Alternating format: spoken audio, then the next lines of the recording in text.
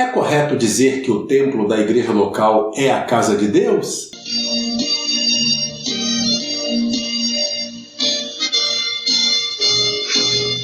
Lição 4. Quando se vai à glória de Deus? Este é o vídeo de número 141 para a glória de Deus. Texto áureo assim está escrito: E a glória do Senhor se alçou desde o meio da cidade e se pôs sobre o monte que está ao oriente da cidade. Ezequiel capítulo 11, versículo 23. Comento daqui a pouco, porque este versículo faz parte da nossa leitura recomendada. Verdade prática. Deus abandona o templo e retira a sua glória por causa das abominações do povo.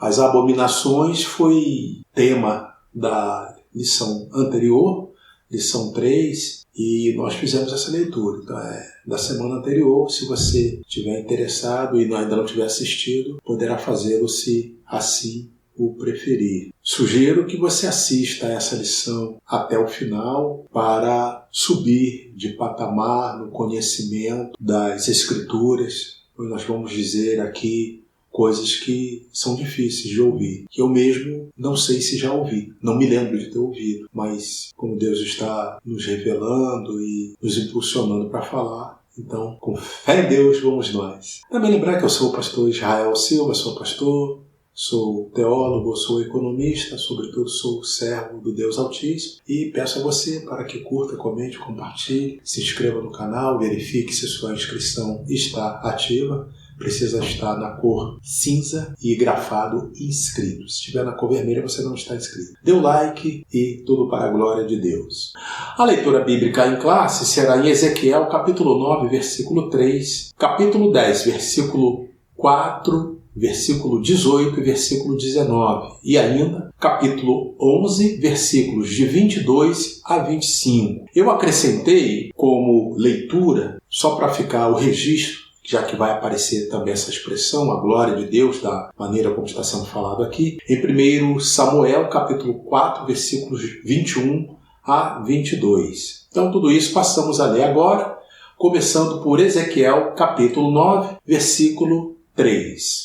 E a glória do Deus de Israel se levantou do querubim sobre o qual estava até a entrada da casa, e clamou ao homem vestido de linho que tinha o tinteiro de escrivão à sua cinta. Bom, aqui continuamos a visão de Ezequiel, e o que ele está vendo agora?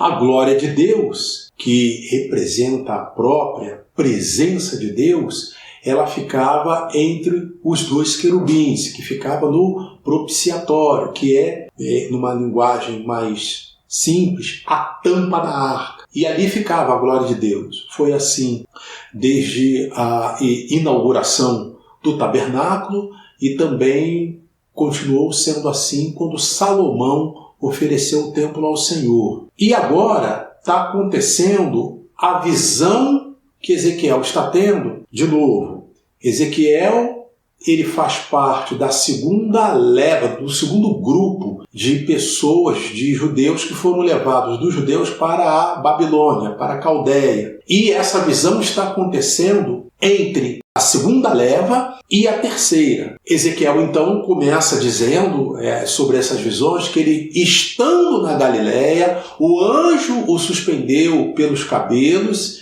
e ele foi levado, isso tudo no espírito, tá? Não é físico. E ele foi levado, e ele ainda diz, entre o céu e as nuvens, foi levado lá da Caldeia até Jerusalém, até o templo de Jerusalém, e ele começa a ter essas visões. Então, todo esse relato aqui, ele está esse contexto. Aí ele fala do homem vestido de linho, que tinha um tinteiro de escrivão à sua cinta, e isso tudo faz parte da visão, e a gente vai adiantando um pouco aqui na leitura e depois a gente dá mais detalhe no decorrer da própria lição. Ezequiel capítulo 10. No capítulo 10 começa a segunda visão dos querubins, mas que na verdade é uma continuação. Então, a partir do capítulo 10, com o versículo 4, assim está escrito: Então se levantou a glória do Senhor de sobre o querubim para a entrada da casa, a entrada do templo. E encheu-se a casa de uma nuvem, e o átrio se encheu do resplendor da glória do Senhor. Vamos ao versículo 18. Então saiu a glória do Senhor da entrada da casa e parou sobre os querubins. E os querubins, versículo 19, alçaram as suas asas e se elevaram da terra aos meus olhos quando saíram. Então ele parado, na visão ele está parado e viu os querubins. Que querubins? Aqueles querubins que eram figuras, que estavam no propiciatório. Propiciatório, a tampa da arca. E as rodas os acompanhavam e pararam à entrada da porta oriental da casa do Senhor. Bom, as rodas, porque na visão, quando os querubins se levantaram, tinha uma roda embaixo, e essa roda ia acompanhando no mesmo nível. E então ele diz aqui, as rodas acompanharam, o tempo todo era assim. Aí isso tudo está saindo da porta. Eu falei na lição passada, que a porta de entrada no templo propriamente dito, ela fica na direção norte. Então toda a profundidade do templo, ele entra ali pelo átrio, vai até o local Santo dos Santos, andando na direção norte. E na transversal tem a entrada oriental. E agora está fazendo o caminho de volta. O que ele está dizendo? As rodas com os querubins que saíram lá do templo, agora estão indo para a porta oriental da casa do Senhor. E termina esse versículo 19. E a glória do Deus de Israel estava no alto sobre eles. Então a glória de Deus está saindo do templo. Ezequiel capítulo 11, versículo 22. Então os querubins elevaram as suas asas e as rodas as acompanhavam, e a glória do Deus de Israel estava no alto sobre eles. Então as rodas acompanhavam esse conjunto dos querubins e a glória de Deus saindo ali da mesma forma. 23, que é o textual. E a glória do Senhor se alçou desde o meio da cidade. Que cidade? Jerusalém.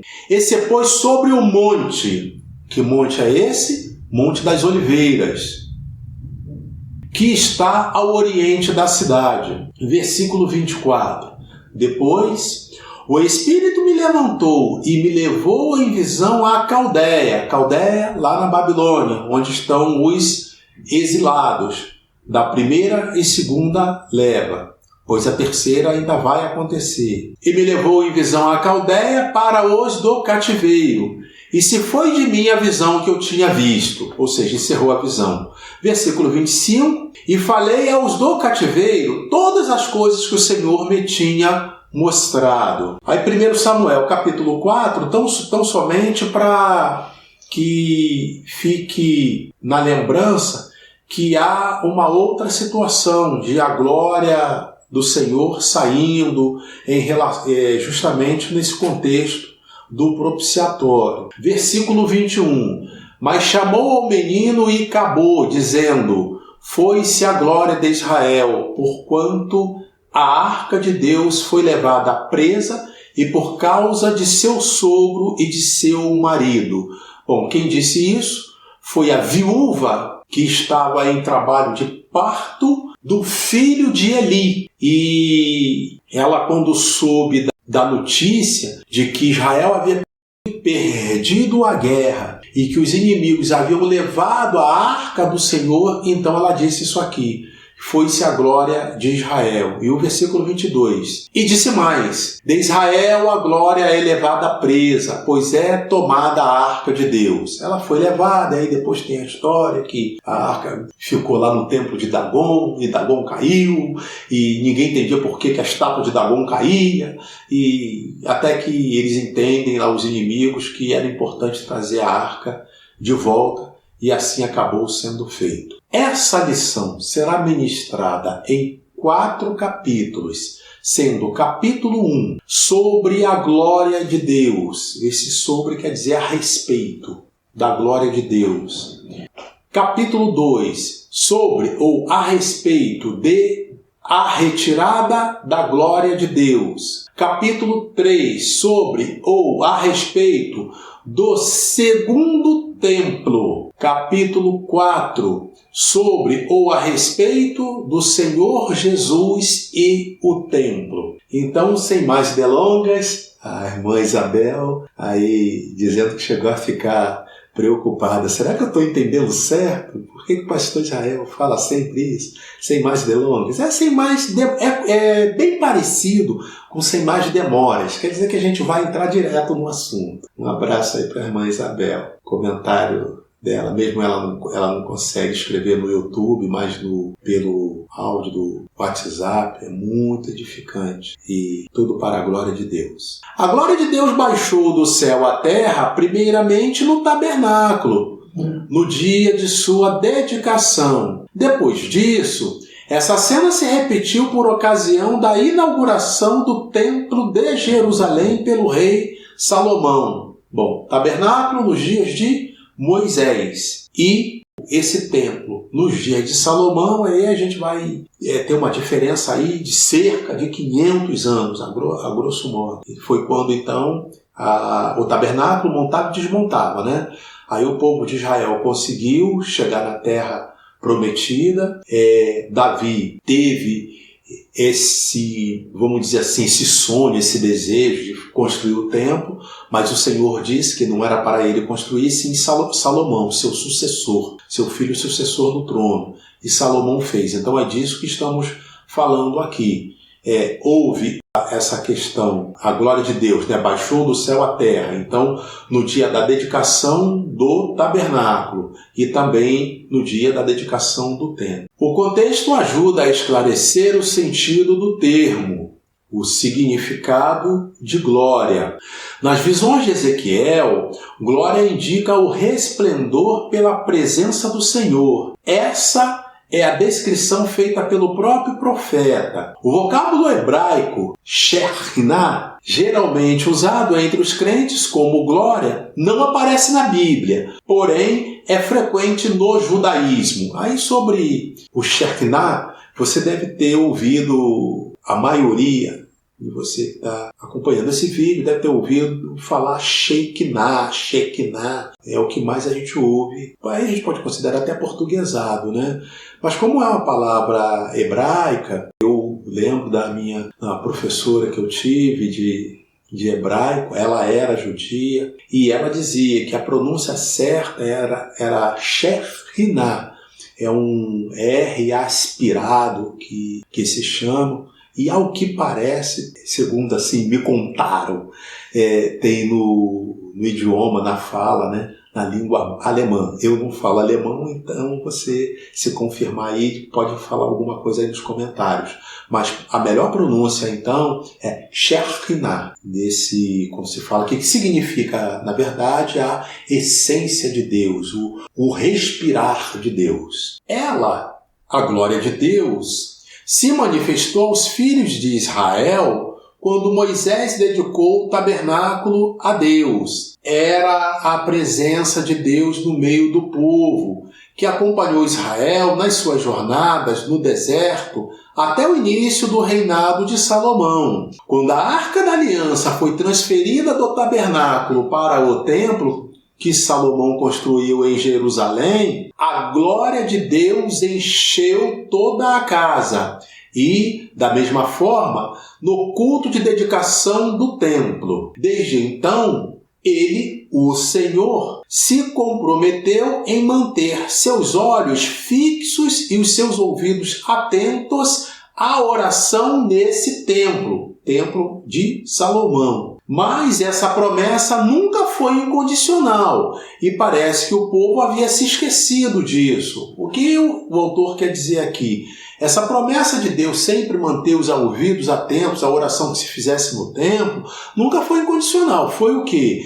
O próprio texto relata, quando o Senhor fala disso, é que se guardarem os meus mandamentos, minhas bênçãos estarão convosco e eu darei vitória sobre os seus inimigos, mesmo quando eles forem mais numerosos, eu sararei as enfermidades e assim por diante. Mas o ponto a restrição se guardarem os meus mandamentos. E o que a gente está vendo, quando chega nos dias de Ezequiel, é que o povo foi se distanciando de Deus, eu vou resumir bastante, a tal ponto que o povo santo, né, o povo de Israel, o povo judeu, o povo escolhido por Deus, ele acabou sendo vencido pela Babilônia de Nabucodonosor e foram levados cativos. Nesse momento aqui, a segunda geração que foi levada levou o profeta Ezequiel. Na primeira foi Daniel, dentre outros, e na segunda, dentre outros, foi Ezequiel.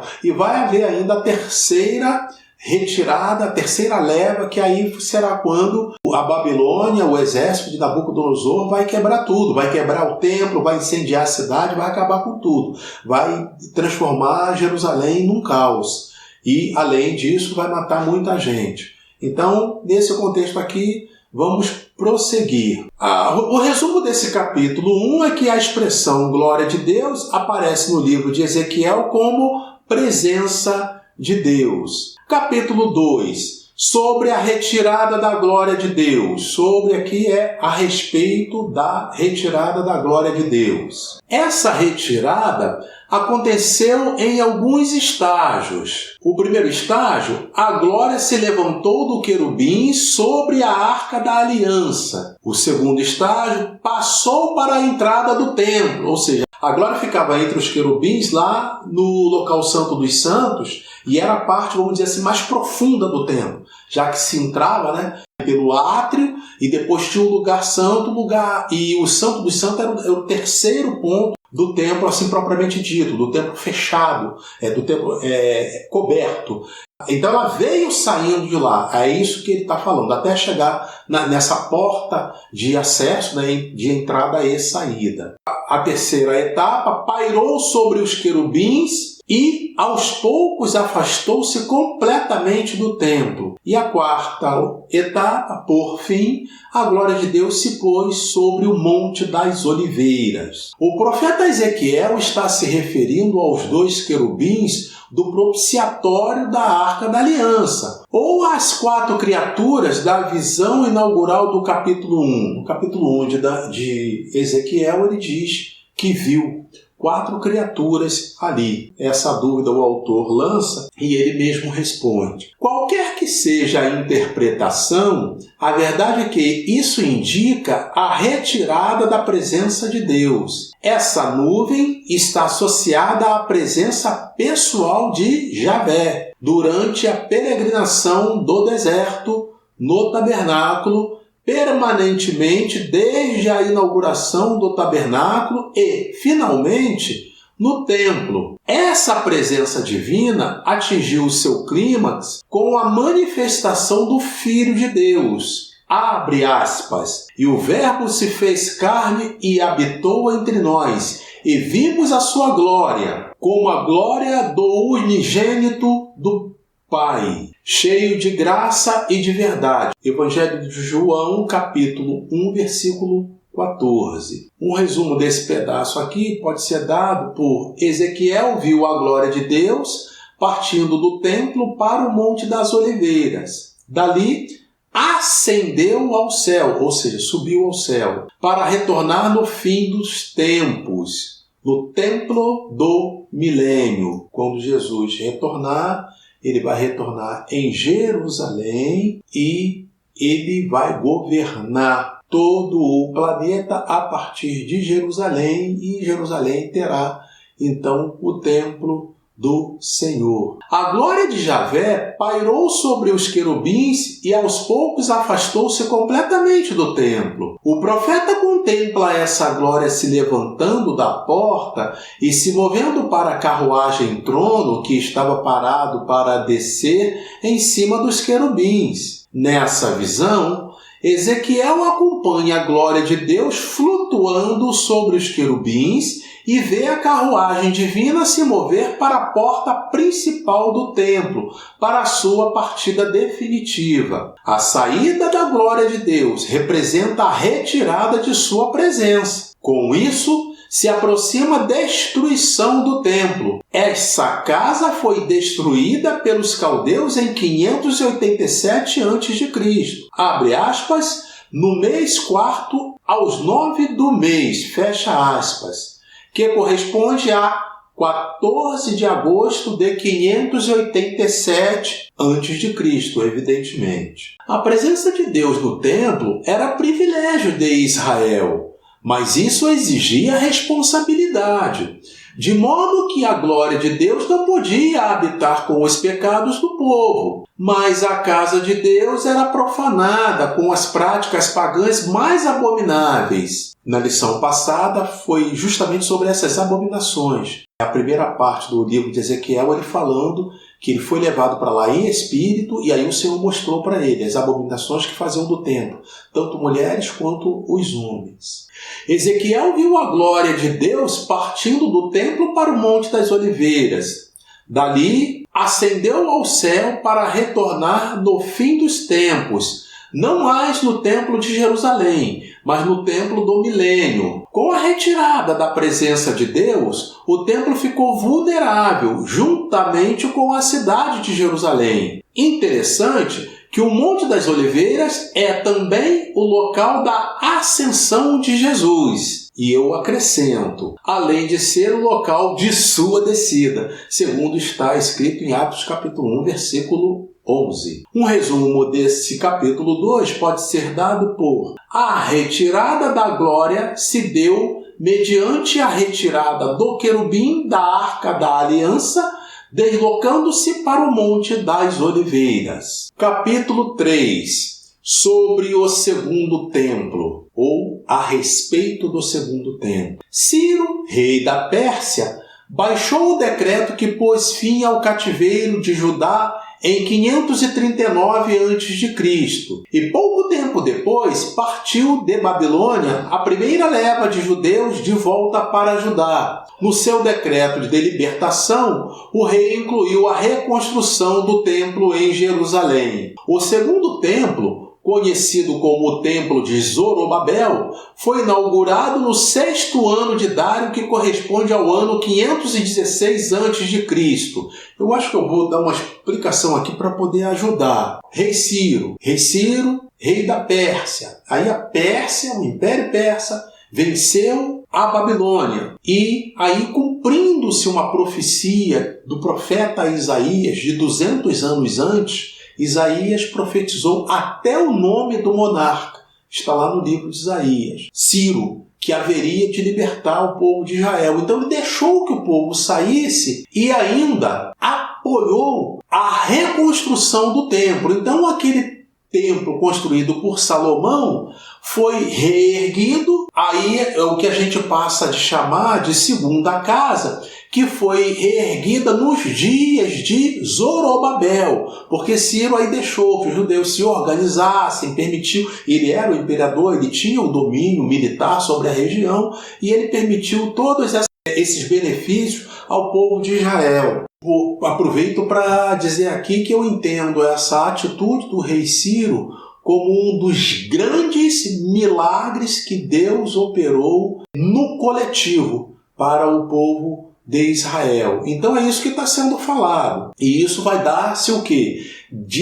Depois de Ezequiel, tem a segunda leva, o templo foi quebrado. Que templo? O templo de Salomão. Foi quebrado, foi destituído, foi levado os utensílios do templo lá para a Babilônia, e essas coisas ficaram lá. Aí, quando Ciro dá essa ordem, há uma reconstrução. Claro que houve o quê? Um período de tempo aqui, daqui uns 70, 80 anos aí, entre uma coisa e outra. No seu decreto de libertação, o rei incluiu, rei Ciro, a reconstrução do templo em Jerusalém. O segundo templo, conhecido como o Templo de Zorobabel, foi inaugurado, abre aspas, no 6º ano de Dário, fecha aspas, que corresponde ao ano 516 a.C.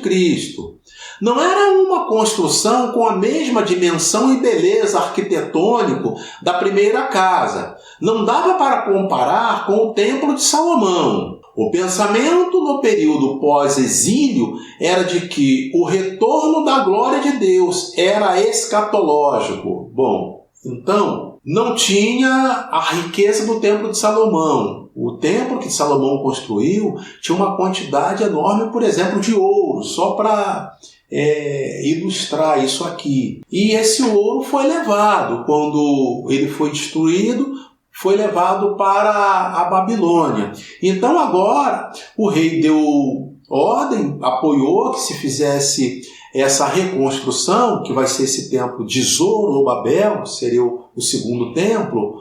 No entanto, não havia esse ouro e as outras riquezas dessa natureza, pedras preciosas para se colocar no templo. E já havia então um pensamento, chama aqui de pós-exílico. O que é isso? O povo de Israel, a geração, que ao final do exílio na Babilônia, que foi profetizado pelo profeta Jeremias, que seria de 70 anos, após passar desses 70 anos, o povo retorna e então agora eles já passam até o entendimento que a glória de Deus que se fala agora, ela será escatológica. O que é isso? Na volta do Messias. Quer dizer, eles estão lá no Antigo Testamento, Jesus ainda não tinha vindo como verbo, que haveria de se fazer carne, mas já havia essa visão já entre as pessoas ali mais próximas das Escrituras, mais próximas dos profetas. O que resume o que a gente falou no capítulo 3 até aqui é o seguinte: o templo desempenhava várias funções em Israel, como lugar de perdão, do encontro com Deus, da presença divina, era o centro espiritual da nação. O templo de Zorobabel, que templo de Zorobabel? O que foi reconstruído, dando sequência, que sucedeu o templo de Salomão. Foi reformado e ampliado por Herodes. Bom, agora esse templo de Zorobabel ele ficou feito da maneira que foi possível de ser feito e vai varar aí uns 400 anos, até os dias de Herodes. É isso que a gente está falando. Herodes vai ser um rei por ocasião do nascimento de Jesus lá em Belém. O templo de Zorobabel foi reformado e ampliado por Herodes Magno. Ele conseguiu persuadir os judeus dizendo que o atual templo não estava à altura da antiga glória. Os trabalhos se iniciaram cerca do ano 15 a.C. e continuava em andamento nos dias do ministério terreno de Jesus. 46 anos depois, conhecido como Segundo Templo, era o cartão postal de Jerusalém. A construção só foi concluída em 66 depois de Cristo. 66 depois de Cristo, também segundo a tradição, foi o ano em que o apóstolo Paulo foi martirizado. Não há registro de que a glória do Senhor tenha enchido a casa, o templo, na inauguração por Zorobabel, diferentemente de Moisés, quando inaugurou o tabernáculo, e de Salomão, na inauguração do templo. Foi o Senhor Jesus que trouxe a glória de Deus quando ministrou no templo de Herodes. A sua presença de Jesus, nele, fez a glória da segunda casa ser maior do que a da primeira. O templo desempenhava várias funções em Israel, como lugar de perdão, do encontro com Deus, da presença divina, era o centro espiritual da nação. O resumo desse capítulo 3 pode ser feito dizendo: não há registro no Antigo Testamento de que a glória do Senhor tenha enchido a segunda casa. Que segunda casa? O templo de Zorobabel, dos dias de Zorobabel. O Senhor Jesus a trouxe ao ministrar no templo. Então, o Senhor Jesus trouxe a glória ao ministrar no templo. E a gente vai detalhar mais isso aí. Vamos então ao capítulo 4, sobre o Senhor Jesus e o templo, ou a respeito do Senhor Jesus e o templo. Assim como a glória do Senhor deixou o templo antes de sua destruição pelos caldeus, pela Babilônia, da mesma forma aconteceu com o segundo templo. A diferença é que a segunda casa foi substituída definitivamente pelo Senhor Jesus. Atenção! a importância que havia do templo de Salomão, que houve no tabernáculo, que houve no templo de Salomão, a gente precisa vir até o templo de Salomão apenas porque ela já não é a mesma coisa nos dias do templo sucessor, que é o templo de Zorobabel. Não só pela falta de riquezas, mas por falta da questão teológica, por falta da questão espiritual mesmo. Então ela é diferente. A glória só vai acontecer de novo dentro do templo quando o Senhor Jesus ministra ali. E a partir desse momento, o Senhor Jesus passa a ser Ele a glória que havia dentro do templo. A glória agora está na pessoa do Senhor e Salvador Jesus Cristo. Jesus disse, abre aspas, eis aqui está quem é maior do que Salomão, fecha aspas. O construtor do templo, ele declarou-se maior que o templo, abre aspas. Está aqui quem é maior do que o templo, fecha aspas. Quando ele curou o paralítico em Cafarnaum, disse, abre aspas, filho, perdoados estão os teus pecados, fecha aspas. Lembra que lá no Antigo Testamento havia o local santo dos santos e só o sumo sacerdote entrava uma vez por ano para fazer a expiação dos pecados? Pois bem, Jesus agora diz diretamente ele ao paralítico, filho, perdoados te são os teus pecados. E aí, para refrescar, caso alguém não se lembre da história completa, era um paralítico, tinha descido numa cama por cima de uma abertura que havia na casa e, após dizer isso, houve um burburinho entre as pessoas presentes. Mas o que é isso? Que doutrina é essa de perdoar pecados? Entendendo o burburinho, Jesus pergunta, o que é mais fácil dizer? Perdoados são os teus pecados, ou dizer, filho, levanta-te e anda? Aí todo mundo fica perplexo, porque o paralítico era assim, paralítico de nascença. Aí Jesus completa, para que saibais, falando para o povo, para que saibais que o Filho do Homem é como Jesus se apresentava, para que saibais que o Filho do Homem tem poder para perdoar pecado. Aí virou para o paralítico, digo, a ti te digo, filho, levanta, toma tua cama e anda. E ele levantou e saiu. E aí para espanto das pessoas que viram aquele milagre acontecer. Bom, continuando. Era uma mensagem velada dirigida aos sacerdotes de que a função do templo estava para ser concluída em breve. Com a vinda de Jesus ao mundo, o templo tornou-se redundante. O que é redundante? É uma coisa desnecessária, uma coisa que, nesse sentido aqui, tá? Para o pessoal aqui de navio, redundante pode ter uma aplicação um pouco mais diferente, usada aí dos equipamentos não. Mas nesse sentido aqui, ele vai fazer um papel que já está sendo feito, então ele não era necessário. Nesse sentido aqui, redundante, e está sendo aplicado assim. Abre aspas. E o Verbo se fez carne e habitou entre nós, e vimos a sua glória, como a glória do unigênito do Pai, cheio de graça e de verdade. Fecha aspas, texto de João, capítulo 1, versículo 14.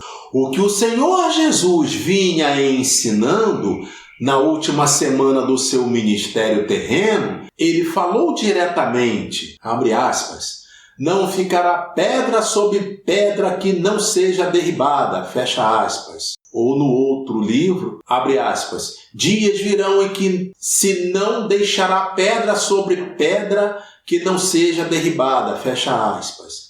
Jesus anunciou o fim do templo. De que templo? O fim do templo que Herodes estava construindo e que haveria de ser dado humanamente como completo no ano 66, como a gente já viu. Jesus anunciou o fim do templo como fizeram Ezequiel e os demais profetas. A glória de Deus se retirou do templo antes de sua destruição, mais uma vez. Quando Jesus, no alto da cruz, com grande voz, entregou o Espírito, abre aspas, O véu do templo se rasgou em dois, de alto a baixo, fecha aspas. Estava definitivamente concluída a missão do templo. Assim, o Senhor Jesus substituiu, de uma vez por todas, o templo. Desde então, é em Jesus que temos a redenção e o perdão de nossos pecados. Não existe mais o templo de Jerusalém. Não existe lá as ruínas, mas não existe mais com aquela finalidade espiritual que havia até antes do Senhor Jesus. Mas Deus habita no cristão individualmente. Aleluia! O capítulo 4 pode ser resumido por: a glória do Senhor deixou a primeira e a segunda casa, mas a segunda casa foi substituída definitivamente pelo Senhor Jesus. Concluímos que, em ambos os casos, tanto em Ezequiel como em Jesus, ambas gerações rejeitaram a Deus. A geração de Ezequiel e a geração dos dias de Jesus. No Antigo Testamento, substituíram Javé pelos ídolos e nos evangelhos substituíram a justiça de Deus pela sua própria justiça. Abre aspas. Não conhecendo a justiça de Deus e procurando estabelecer a sua própria justiça, não se sujeitaram à justiça de Deus. Fecha aspas. Nossa pergunta de abertura foi: é correto dizer que o templo da igreja local é a casa de Deus? Respondo à luz das Escrituras que não é correto, porque a tendência nesse caso será tratar o templo da igreja local com as prerrogativas do templo de Salomão ou de Zorobabel. Isso fica muito claro quando alguém costuma dizer que, olha, está escrito lá em Malaquias, trazei todos os dízimos à casa do Senhor. E aí aplica isso diretamente na igreja local. Não é a mesma coisa. A casa do Senhor de que fala Malaquias é o templo construído por Salomão. Então, teve o tabernáculo e depois teve o templo. Aquele templo tinha lugar santíssimo. No lugar santíssimo só entrava o sumo sacerdote para fazer a expiação dos pecados. Mas agora, como escreve o escritor aos Hebreus, o sangue do Senhor Jesus Cristo, ele fala mais alto até do que o sangue de Abel, quanto mais ao sangue de bodes, ao sangue de animais. E é o sangue do Senhor Jesus Cristo que nos purifica de todo pecado. Então, agora, o olhar precisa ser para Jesus. E a comunhão com Jesus, ela pode ser diferente nessa questão. Por exemplo, graças a Deus que nós temos no Brasil liberdade para cultuar ao Senhor em templos. Mas houve uma lição, você que assiste todas as lições vai lembrar, que eu falei da perseguição do cristianismo e dos cristãos ao redor do mundo. Então tem um ranking lá dos 10 que a gente colocou.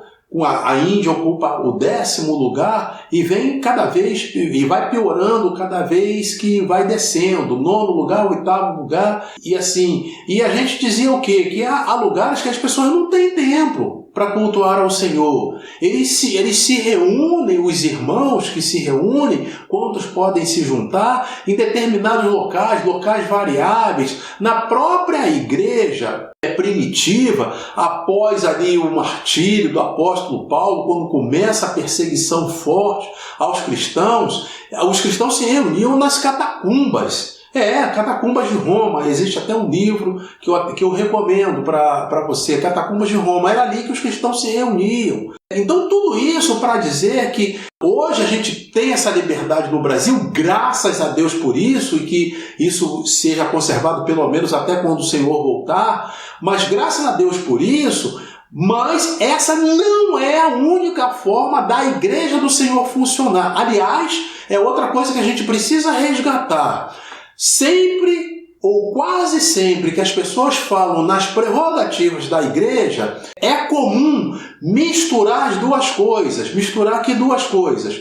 a Igreja do Senhor e Salvador Jesus Cristo, a Igreja Santa, a Igreja formada pelas pessoas que estão em Cristo. O conjunto dessas pessoas no mundo todo forma a Igreja do Senhor. E aí mistura essas prerrogativas com a igreja local. Aí o que acontece? Uma pessoa que esteja na igreja local, o que é comum desde a antiguidade, desde o Antigo Testamento, no Antigo Testamento não havia igreja, né? Mas desde as primeiras igrejas é comum ter pecadores, basta a gente ver as cartas de Apocalipse. Então, até as pessoas que estão em pecado na igreja local, em vez de ser confrontado espiritualmente para que o Espírito Santo o convença do pecado e do juízo, ele passa a se sentir também dono da verdade, dono da posição, porque mistura esses dois conceitos. Então é diferente.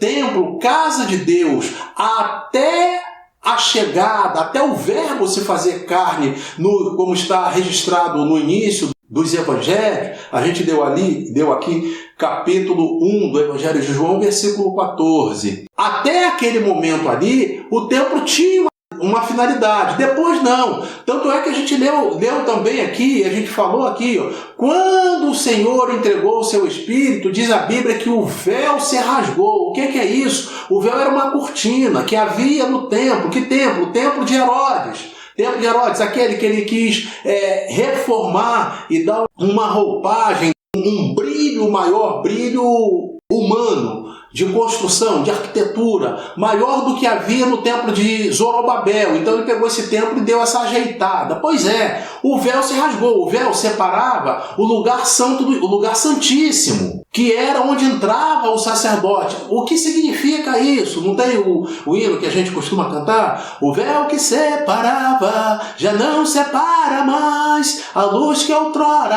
apagada, agora brilha e cada dia brilha mais. Pois é, o véu se rasgou para mostrar que o caminho agora era direto do Senhor e Salvador Jesus Cristo. Então, continuando nesse raciocínio aqui, não é correto porque a tendência nesse caso será tratar o templo da igreja local com as prerrogativas do templo de Salomão ou de Zorobabel, o que é totalmente diferente, como a gente disse. Quando, na verdade, tanto o de Salomão como o de Zorobabel tiveram de si a glória, presença de Deus retirada, até que o Senhor Jesus se apresentou como está escrito. De novo, João capítulo 1, versículo 14. E o Verbo se fez carne e habitou entre nós, e vimos a sua glória, como a glória do unigênito do Pai, cheio de graça e de verdade. E nós lemos aqui durante a lição que Jesus disse, aqui está quem é maior que o templo. Eu vou deixar até esse versículo aqui no quadro também para você. Desta forma, estar em Cristo hoje é mais importante do que estar num dos templos antigos ou num atual. Uma pessoa entrar no templo porque vai ter um culto, porque a igreja vai se reunir, é o melhor lugar onde a pessoa pode estar. Sim, é verdade. Ainda que, lembremos, que onde há perseguição, os cristãos se reúnem e não é templo, não é um templo bonito, com ar-condicionado, com conforto que nós podemos ter, graças a Deus. Se podemos ter, devemos fazê-lo. Quando acontece isso, eles se reúnem onde pode. Dei um exemplo aqui das pessoas que se reuniam nas catacumbas de Roma. Se reuniam em cavernas. E hoje mesmo, em países onde o evangelho é perseguido, aqueles que estão ali do nono lugar para baixo, as dificuldades são enormes. Então tudo isso mostra que estar em Cristo é mais importante do que estar no templo. Mas se tiver as duas coisas, que bom, que bênção.